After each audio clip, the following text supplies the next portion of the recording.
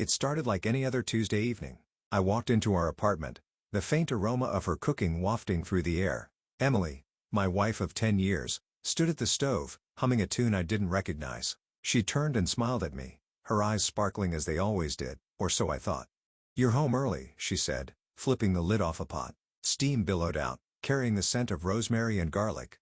"Meeting got cancelled," I replied, shrugging off my coat and hanging it on the rack by the door. "Thought I'd surprise you." She tilted her head, that same smile never faltering. "Lucky me," she said, her tone light and playful.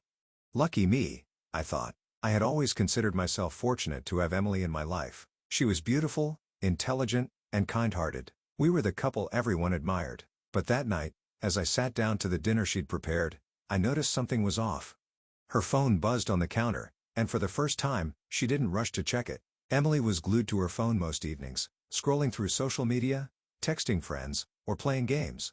But that night, she ignored it entirely, and that tiny detail lodged itself in the back of my mind like a splinter.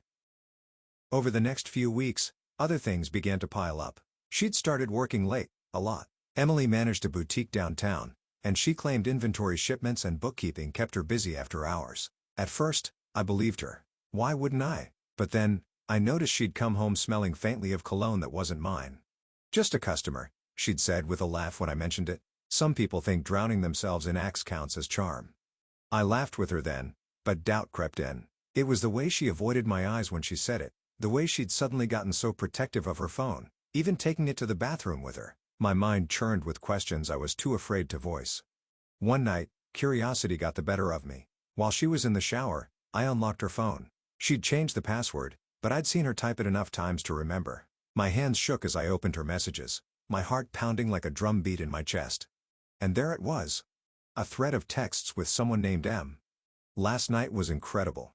Can't stop thinking about you. When can I see you again?" I felt like the floor had been ripped out from under me. My head spun. My vision blurred. I'd seen enough. Locking the phone, I placed it exactly where she'd left it and stumbled to the living room, my thoughts racing. Confrontation seemed like the obvious choice, but something inside me held back. Part of me wanted to pretend I hadn't seen those messages, to keep living in the bubble of denial, but another part of me needed to know the truth. I started paying closer attention, tracking her late nights, the unexplained absences, the way she'd grown distant even when we were together. Then came the night I followed her. Emily had said she was meeting her friend Clara for dinner. She kissed me on the cheek, grabbed her purse, and left. 10 minutes later, I was in my car, tailing her down the street. My heart pounded so loudly I was sure she'd hear it, even from a block away. She didn't go to Clara's. Instead, she pulled into the parking lot of a hotel. I parked across the street and watched as she got out of her car, smoothing her dress. A man approached her, tall and broad-shouldered, with an easy, confident smile. They embraced, and I felt something inside me snap. That night, I didn't confront her. I couldn't. Instead, I spent hours pacing the apartment, my mind replaying the image of her in that man's arms. I'd loved her. I'd trusted her. And now, everything we'd built together felt like a lie. When she came home, her cheeks flushed and her hair slightly disheveled, I pretended to be asleep. She slipped into bed beside me, her breathing even and calm. How could she sleep so easily? How could she lie beside me after being with him? The next morning, I decided enough was enough. I'd waited long enough. Hurt long enough. It was time for answers. "Emily," I said as she sipped her coffee at the kitchen table. My voice was steady, but my hands trembled slightly. "We need to talk." She looked up at me, her eyes wary. "What about?" "About you. About us. About where you were last night." Her expression froze, and I saw panic flicker across her face. "I told you," she said, her voice overly calm. "I was with Clara." "No," I said, shaking my head. "You weren't. I saw you, Emily, at the hotel. With him." Her coffee cup clattered against the table as she set it down. She opened her mouth, then closed it again, as if searching for the right words. "I can explain," she began, but I held up a hand to stop her. "Don't," I said, my voice cracking. "Don't insult me with excuses. Just tell me the truth. How long?"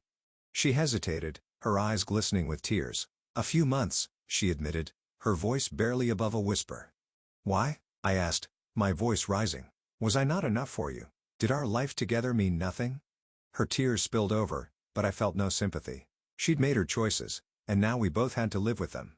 "I don't know," she said. "I've been feeling lost, disconnected. It wasn't about you. It was me. I made a mistake. A mistake? I repeated, laughing bitterly. No, Emily, a mistake is forgetting to pick up milk on your way home. What you did was a betrayal. In the end, there was nothing more to say. I couldn't forgive her, not after everything. I told her to pack her things and leave. She begged me to reconsider, to give her another chance, but I couldn't. Every time I looked at her, all I saw was the betrayal. As she walked out the door, suitcase in hand, I felt a strange mix of emotions: anger, sadness, relief. Our marriage was over, and though it hurt, I knew I'd made the right decision. I deserved better. I deserved someone who would choose me, every day, the way I'd chosen her. It's been months since that day, and though the pain hasn't fully faded, I've started to heal. I've learned that love isn't about holding on to someone who doesn't value you. It's about valuing yourself enough to walk away when they don't.